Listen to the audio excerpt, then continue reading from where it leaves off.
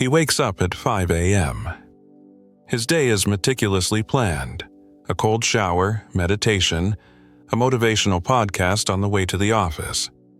He uses every known time management technique, from Pomodoro to the Eisenhower matrix. He does everything right, everything the productivity cult preaches. But a dull anxiety grows within him. The feeling that he's never trying hard enough leads to complete burnout. While our overachiever blamed himself for laziness, Wall Street statistics revealed a terrible truth. A study by economists Brad Barber and Terence O'Dean showed that the most active investors, those who put maximum effort into market analysis, on average lost 6.5% annually compared to the passive market. That's like burning $650 every year for every $10,000 invested, just because you tried too hard.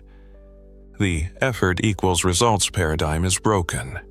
What we thought was the key to success turned out to be the main reason for our failures. So, what is this invisible law that punishes excessive zeal? It's not a coincidence, but the work of a fundamental psychological mechanism that we will now uncover. This leads us to two questions that challenge our conventional worldview. First question: how could the most active investors, armed with analytics and a desire to profit, systematically lose money, if all business logic is built on the premise that deliberate activity leads to profit? The answer lies in a psychological trap that we will examine in Section 2. The second, even deeper question: how could our brain, evolutionarily wired for survival and goal achievement, develop a mechanism that literally paralyzes us from excessive desire? Why do pressure and motivation, like electric shocks in the classic 1908 scientific experiment, at a certain point begin to have the opposite effect? The solution to this neurobiological paradox awaits us in Section 3. If you recognize yourself in this endless struggle, in this guilt for not doing enough, then the next 20 minutes will change your game. You're tired of self-flagellation when enormous efforts yield no results. By the end of this video, you will stop blaming yourself. You will receive a scientific and philosophical explanation of why the key to your goals lies not in tightening control, but in loosening it. We will give you a working system, the architecture of detachment. These are 3 practical tools that will allow you to achieve more with less internal resistance. This isn't just information. It's a shift from "I must try harder" to "I must let go to receive." You will feel immense relief when you understand. The problem wasn't with you, but with a misguided strategy imposed by the productivity cult. Right now, you believe effort is the key. By the end of this video, you will understand that the key lies in its relaxation.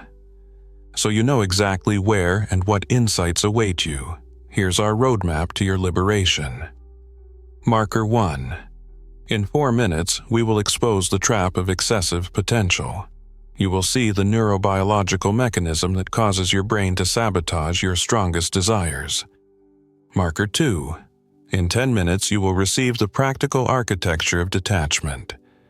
These are 3 specific techniques for reducing destructive importance and shifting focus from results to process. Marker 3. In 18 minutes, we will assemble all elements into a unified system of conscious indifference and show you how to enter the legendary flow state without direct effort. Your journey to liberation from the curse of effort begins right now. How is it that Olympic champions, who have dedicated their entire lives to a single event, fear not shaky knees, but complete dead calm? Logic dictates that the ideal state is stillness, but the reality of champions proves the opposite. When we attach too much importance to a goal, our desire creates mental tension. This is the trap of excessive potential. It distorts our actions, just as hands trembling from effort cannot thread a needle. However, this trap isn't limited to the stadium.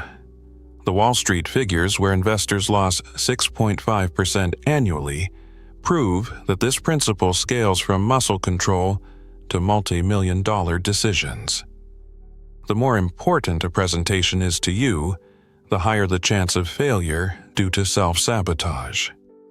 And this isn't psychology.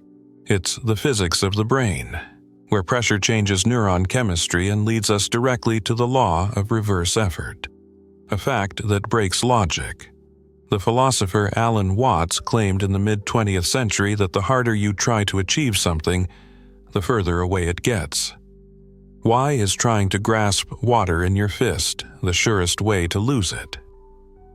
Conscious effort, like telling yourself, "I must fall asleep," or "I must be creative," activates self-observation. This control is incompatible with natural processes. While the productivity cult chanted, "No pain, no gain," everyone's reality proved the opposite. The more desperately you try to fall asleep, the more vivid your insomnia. The harder you try not to think of a pink elephant, the clearer its image becomes. The entire modern culture of achievement pushes us to clench our fists tighter and tighter, dooming us to failure. But the most interesting part was yet to come, when neurobiologists looked inside the brain and saw what exactly breaks down from such effort. Why do brilliant ideas come to you in the shower or on a walk, but almost never when you sit at your desk and command yourself, "Think"? The answer lies in the division of labor. Your prefrontal cortex is the conscious manager, responsible for focus and control. And the default mode network, DMN, is the creative background where insights are born. Normally, they operate in turns. The picture changes when stress from excessive potential enters the scene. The manager becomes hyperactive. It aggressively suppresses signals from other systems, considering them noise that interferes with solving the task. The prefrontal cortex is a loud rock concert, and an insight from the default mode network is a whisper. You will never hear it. Your conscious control literally deafens your genius. This silencing mechanism was vividly demonstrated over 100 years ago in a cruel but incredibly telling experiment. So, we've established 3 facts. First, our passionate desire creates an invisible wall of excessive potential. Second, the philosophical law of reverse effort is confirmed by our daily experience. Third, at the brain level, our controlling manager, under stress, silences the creative department. But until now, this has sounded like theory. Now, we move on to the evidence. In the next chapter, we will descend into a 1908 laboratory and witness a shocking experiment with mice and electric shocks that vividly explains why "try harder" is the worst command you can give your brain. 1908. In a dimly lit Harvard laboratory, the air smells of ozone from electrical discharges. Scientists Robert Yerkes and John Dodson observe mice in a maze. They were testing a simple hypothesis, perfectly aligned with the productivity cult. The stronger the stimulus, the faster the mouse would find its way out. More pressure, better results. But reality hit hard. At first, everything went according to plan. Mild electric shocks did speed up the mice. However, after passing a peak point, further increasing the stimulus led to disaster. The mice panicked, crashed into walls, and completely forgot the exit they had just found. This is the law of reverse effort, first recorded by science. And the pressure of your deadline is the same electric shock. The brain reacts identically, with chaos. But what exactly does this century-old law look like in the chemistry of our brain today? Why, in moments of intense exam stress, do you completely forget what you knew perfectly a minute ago? The answer lies in the function of 2 brain regions: the amygdala, our threat detector, and the hippocampus, our memory library. In a calm state, they work in harmony. But with excessive potential, the amygdala takes over. It perceives the situation as a life threat and initiates a hijack mechanism. This is similar to how you hold your breath when startled. The body shuts down secondary functions. Similarly, the amygdala inhibits the activity of the hippocampus and the prefrontal cortex. This is why the brain paralyzes itself. It's not a bug, but an ancient defense mechanism. Your brain sees no difference between a project failure and a saber-toothed tiger. We understand why. The key to the solution lies in training the brain not to enter this state, and elite professionals already know how to do it. Why do elite surgeons and special forces operators practice not only success, but also scenarios of complete failure during training? Why program oneself for failure? The superficial answer: they learn to act coolly. But in reality, the situation is deeper. They're training not just their hands, but their amygdala. The main goal of such simulations is to teach the brain not to perceive a critical error as a mortal threat, i.e., to prevent a hijack. They normalize stress. Modern data confirms this. An 8-week mindfulness meditation course leads to a measurable decrease in gray matter density in the amygdala. The key to managing the law of reverse effort is not to fight it, but to train the brain. This training consists of specific mental tools, and in the next chapter we will pass these tools on to you. So, we've made a diagnosis. We saw in a century-old experiment how pressure destroys productivity. We understood that at the brain level, this happens due to amygdala hijack, which shuts down our rational thinking. Our brain is literally not designed to work under the pressure we put on it. Enough diagnoses and theory. It's time to move to treatment. In the next section, we open our workshop and begin building the architecture of detachment. This is a step-by-step, concrete plan to reduce destructive importance and regain control. In 30 seconds, you will receive the first of 3 practical tools for reducing the importance of any goal. How can one passionately desire victory without being obsessed with the outcome?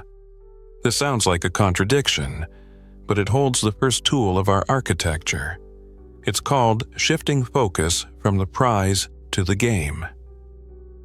Instead of aiming to get the job, you set the goal of giving the best interview of your life. Instead of aiming to win the match, you play your best game. But a simple shift in focus isn't enough. The key is to find intrinsic value in the process itself, something that brings pleasure regardless of the outcome. A writer who finds joy not in the thought of future publication, but in the process of crafting the perfect sentence, has already won. They shift the source of dopamine from an uncertain future to a controllable present. Focusing on the result is like only looking at the mountain peak, constantly stumbling. Focusing on the process is like looking at your feet. Each step becomes confident, and you reach the summit faster. But what if the fear of failure is so great that it even suppresses the enjoyment of the process? For that, there's a second tool. Why does being told "calm down" when anxious only cause more irritation? Because it fights the symptom. The second tool works with the cause. It's a negative visualization technique borrowed from the Stoics.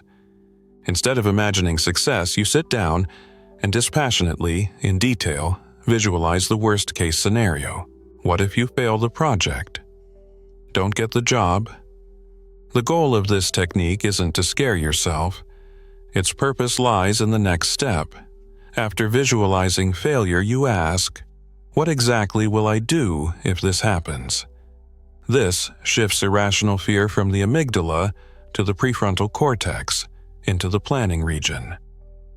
After detailed action planning, the worst-case scenario loses its emotional power.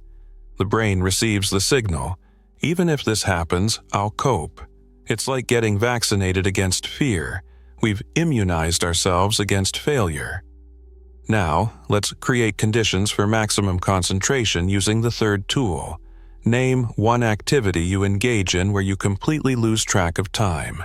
Now, recall how you start doing it. Most likely, unconsciously, you use the third tool, creating rituals. The brain loves predictability. Routine actions before starting a complex task, like a warm-up for athletes, lower the entry barrier. But a ritual is more than a habit. It's a trigger, a repeating sequence of actions. For example, pouring coffee, turning on a specific playlist, opening the right program, becomes a conditioned reflex. It signals the brain to switch into concentration mode, where there's no room for anxiety about the outcome. Your task changes, not to sit down and write a report, but to perform a ritual just 5 minutes long. This transforms starting work from a conscious effort into an almost automatic process.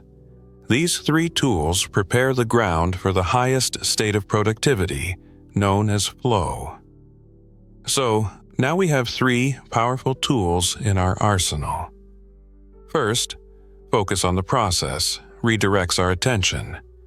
Second, negative visualization neutralizes fear. Third, rituals automates entry into work. Together, they are like the 3 legs of a stable stool and form the architecture of detachment. Now that we've built this foundation and removed internal resistance, we are ready to use it to achieve the legendary flow state. But there's a paradox here too. In the next chapter, we'll learn why trying to enter flow is doomed to fail, and how to use our architecture to make it happen naturally. What do a jazz musician in the middle of a solo, a surgeon during a complex operation, and a programmer coding all night have in common? Psychologist Mihaly Csikszentmihalyi gave it a name in 1975, flow. It's a state of complete immersion in a task, where the sense of time and the inner critic disappear and efficiency peaks. But reality hit hard for everyone who tried to enter this state intentionally. It turned out that the very attempt to achieve flow is the surest way to destroy it. The desire to enter flow creates excessive potential and activates the controlling prefrontal cortex, which is directly opposite to the conditions for this state. Flow is not something you do. It's something that happens to you when you remove all barriers. It's like sleep. You can't force yourself to sleep. You can only create the conditions for sleep. And we already know how to remove these barriers. Why, in a flow state, do you not only lose track of time, but can even stop hearing your name being called? Which part of the brain deactivates at that moment? Flow requires 3 conditions: a clear goal for the moment, immediate feedback, and an ideal balance between task difficulty and your skills. But here's what these rules conceal. Our architecture of detachment purposefully creates these conditions. Focus on the process provides a clear goal. Rituals help find balance. Negative visualization removes fear and allows you to tackle complex tasks. When the conditions are set, the main thing happens: a temporary reduction in prefrontal cortex activity. Neurobiologists call this hypofrontality. Your brain literally switches off the inner critic, the ego center, and self-control to free up all resources for the task. We've learned to create conditions for flow, but there's another powerful hack that protects us from accidentally exiting it. Why are the best improvisers in music or comedy those who have spent the most hours on routine rehearsals? How does rigid structure give birth to freedom? Automating basic skills frees the conscious mind from controlling them. But at the neurobiological level, something more profound happens. The less conscious control the technical aspect of a task requires, the less burden on the prefrontal cortex, and the easier it is for it to shut down, to enter a state of hypofrontality. Automaticity is the main enemy of excessive potential and the best friend of flow. A Formula One driver doesn't think about shifting gears. Their prefrontal cortex is free for overtaking strategy. Automaticity transfers control from slow, conscious thought to fast, subcortical structures. But what if even automated skills are blocked by the strongest human emotion? So, we've debunked the myth of flow. It's not magic, but a natural outcome of proper preparation. We understood that one shouldn't strive for it, but rather create the conditions for it. We saw that at the brain level, it's a state of the ego being switched off, and that automaticity helps to enter it. But all these tools can crumble in the face of one enemy, the paralyzing fear of total failure. In the next chapter, we will reveal our secret weapon against this fear. This is the most counterintuitive principle of all. We will prove that to win, you don't burn bridges, you build backup ones. This is a psychological superpower called Plan B. The popular business wisdom, burn your bridges so there's no turning back, is a direct path to failure. The productivity cult has sold us this idea for years as the ultimate form of motivation. But why does a strategy designed for maximum mobilization actually act as psychological poison? Its logic seems ironclad. Artificially raise the stakes to the limit. Back yourself into a corner so there's nothing left but to act. But the reality of how the brain works hits hard. Excessively high stakes activate not the planning center but the amygdala, the fear center. Elite Olympians perform best not under maximum tension, but with an arousal level of 70 to 80%. Excessive stress from burned bridges leads not to super results, but to panic, like the mice in the Yerkes-Dodson experiment.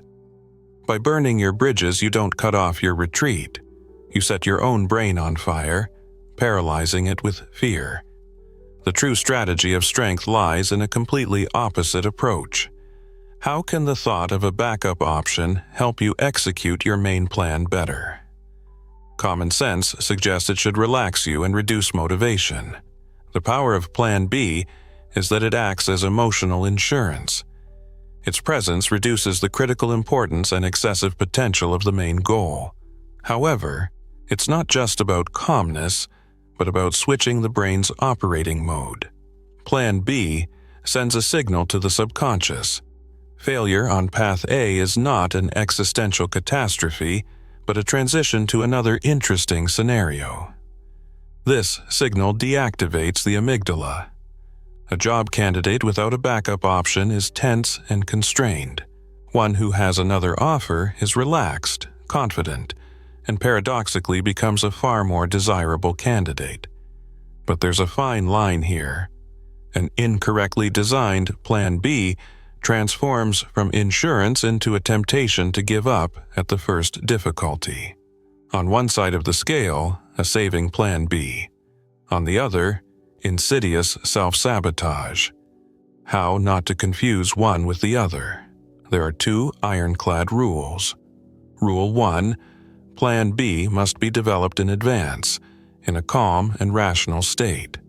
A plan conceived in panic will always be aimed at escape. But that's not enough. Even a pre-made plan will become a trap if the second, more important rule is violated. Plan B should not be significantly easier or more tempting than Plan A. If Plan A is climbing a mountain and Plan B is lying on the couch, the brain will always sabotage the former in favor of the latter. You're not preparing an escape hatch. You're charting two full, interesting routes. A climber who knows two paths to the top feels not like a coward, but like the master of the mountain. So, Plan B is not an act of cowardice, but one of strategic wisdom. This tool removes the life or death label from a goal, which is the primary source of paralyzing tension. It has become the final element of our arsenal, essential for psychological resilience. Until now, we've considered all parts separately. In the next chapter, we will bring together all 5 concepts: the trap of excessive potential, the law of reverse effort, the architecture of detachment, the flow state, and the power of Plan B. They will combine into a unified, elegant system that will transform your approach to any goal. At first glance, it's just a list of 5 ideas. But what if it's not a set of tips, but a blueprint for a unified psychological mechanism? Initially, it seems linear. Recognizing the trap of excessive potential is the problem. The architecture of detachment and Plan B are its solutions. But reality is nonlinear. It's not an assembly line, it's an ecosystem. Our tools don't just solve the problem, they actively reduce the potential itself. The flow state is not a separate goal, but an inevitable outcome, a reward for proper calibration. And the law of reverse effort is not just another element, but a fundamental law of nature by which the entire system operates. We have assembled a machine where the diagnosis is excessive potential.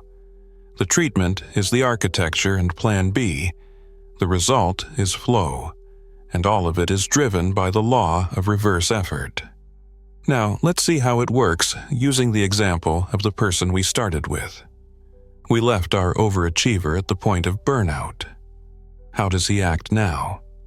He stops thinking about a promotion 24/7 and applies the architecture of detachment. His focus shifts to the quality of performing his current task. The anxiety subsides, but the real breakthrough happens when he adds a second element. He develops a Plan B. In his free time, he starts working on his own small project that genuinely interests him. This doesn't just reduce pressure. It completely annihilates the fear of failure, making him psychologically invulnerable. As a result, he enters a flow state at his main job, becomes uninhibited, and proposes bold ideas. When his boss calls him in to offer that very promotion, he hears the words, but instead of an adrenaline rush, he feels only a slight warmth and sees a leaf slowly falling outside the window. His thoughts are already on the code he'll write for his project tonight. This system worked for a career, but how can it be applied to the chaos of human relationships or to sports, where victory seems to be the only thing that matters? In relationships, excessive potential is jealousy and control that destroy trust. In sports, it's the panicked fear of losing that paralyzes muscles, but it's not about simply ceasing to be afraid. In relationships, the architecture of detachment is focusing on the quality of time spent together, and Plan B is the inner confidence that your life will be fulfilling even without that person. In sports, the architecture is focusing on refined movement, and Plan B is the understanding that defeat is valuable experience. The main conclusion of this system, the so what principle, isn't about ceasing to desire. It's about separating your desire from your happiness. It's like shooting a bow.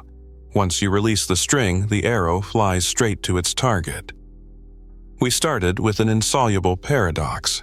We delved into science to find an explanation. We obtained practical tools. And finally, we assembled a complete working system from disparate parts. Now that the machine is assembled and its operation demonstrated, we are ready for the final step. In the final chapter, we won't talk about tactics. We will look at how this philosophy can become your new inner compass in a world obsessed with the illusion of control and a hunger for results. In the final 4 minutes, you will receive not just conclusions, but a new philosophy for decision-making in any life situation.